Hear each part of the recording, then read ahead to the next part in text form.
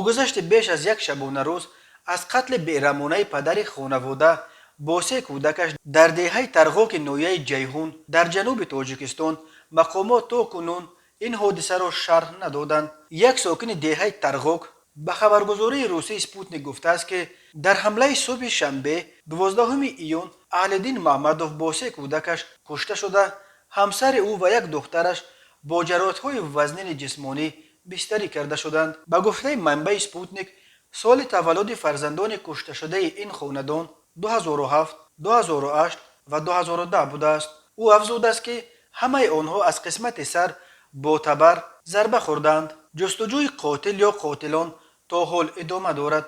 مقامات امیدوارند که بعد به هوش آمدن و به زبان آمدن همسر و دختر اهلدین محمدوف آنها می توانند درباره اصل این قضیه و شخصیت قاتل یا قاتلان معلومات بیشتر به دست بیارند. اهلدین محمدوف در دهه ترغوک به مثل دیگر ساکنان این دهه به دهقانی مشغول بوده است.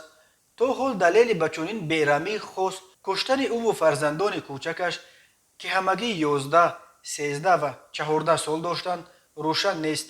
نویه جیهون در جنوب تاجیکستان در نزدیکی مرز تاجیکستان با افغانستان جایگیر است. در جیهون 126,000 نفر به سر میبرند. اکثر ساکنان جیهون به دهقانی مشغول میباشند. این نوعیه قبلا قمسنگیر نام داشت ولی سال 2016 به جیهون تبدیل نام کرد.